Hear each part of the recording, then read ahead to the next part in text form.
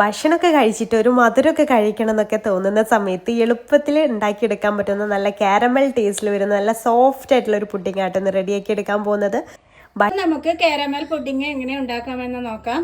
അതിനായിട്ട് ഞാൻ ഇവിടെ എടുത്തിട്ടുള്ളത് 8 സ്ലൈസ് ബ്രെഡ്, 2 മുട്ട, 2 സ്പൂൺ പഞ്ചസാര, പിന്നെ ആവശ്യത്തിന് വനില എസൻസ്. ഇനി നമുക്ക് പാൻ ഒന്ന് കത്തിച്ചിട്ട് പഞ്ചസാര കാരമൽ ചെയ്തെടുക്കാം. പാൻ നല്ലപോലെ ചൂടായി വരട്ടെ. ഇതേ നമ്മുടെ പാൻ നല്ലപോലെ ചൂടായി വന്നിട്ടുണ്ട്. ഇനി അതിലോട്ട് എടുത്ത് വെച്ച് 1/2 കപ്പ് പഞ്ചസാരയും കൂടി ചേർത്ത് കൊടുക്കാം. ചെറുതീയിൽ വെക്കാം. കൂടുതൽ ലോ ഫ്ലെയിമിലാവുമ്പോൾ ഹൈ ഫ്ലെയിമിലാവുമ്പോൾ കരിയാൻ ചാൻസ് ഉണ്ട്. നമുക്കിത് പതിയെ ഇങ്ങനെ ഇളക്കി കൊടുക്കാം.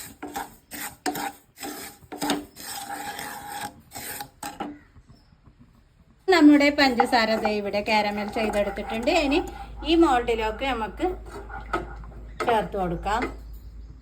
അങ്ങനെ ഞാൻ ഈ മോൾഡിലേക്ക് ചേർത്ത് കൊടുത്തിട്ടുണ്ട്. ഇനി ഇതൊന്ന് ചുറ്റിച്ചെടുക്കാം. നിങ്ങൾക്ക് ഏത് മോൾഡിലായാലും സ്റ്റീലിൻ്റെ പാത്രത്തിലായാലും ഏതിലായാലും ചേർത്ത് കൊടുക്കാം. ഇവിടെ ഇതുള്ളത് കൊണ്ട് ഞാൻ ഇതിൽ ഉണ്ടാക്കാമെന്ന് വിചാരിച്ചു. അപ്പം നമുക്ക് ഇതെല്ലാം ഒന്ന് അടിച്ചെടുത്തിട്ട് വരാം. ബ്രെഡ്, പഞ്ചസാര, മുട്ട, വാനില എസൻസ് ഒക്കെ ചേർത്തിട്ടുണ്ട്. ഇനി നമുക്ക് 1/2 കപ്പ് പാലും കൂടെ ചേർത്ത് നല്ല പോലെ ഇത് അരച്ചെടുത്ത് വരാം. അങ്ങനെ നമ്മുടെ ഐറ്റംസ് ഒക്കെ ഞാനിവിടെ അടിച്ചെടുത്തിട്ടുണ്ട്. ഇനി നമുക്കിത് അരിച്ചെടുക്കാം. നമ്മുടെ ഐറ്റംസ് എല്ലാം ഞാനിവിടെ അരിച്ചെടുത്തിട്ടുണ്ട്. ഇനി നമുക്ക് നമ്മുടെ മോൾഡിലേക്ക് ചേർത്ത് കൊടുക്കാം. പതിയെ താഴെ ഇങ്ങനെ ചേർത്ത് കൊടുക്കണം കേട്ടോ, അല്ലെങ്കിൽ പഞ്ചസാര കാരമൽ ചെയ്തതെല്ലാം മൊത്തമായിട്ട് സ്പ്രെഡായി പോവും. ഇനി നമുക്ക് സ്റ്റീം ചെയ്തെടുക്കാം.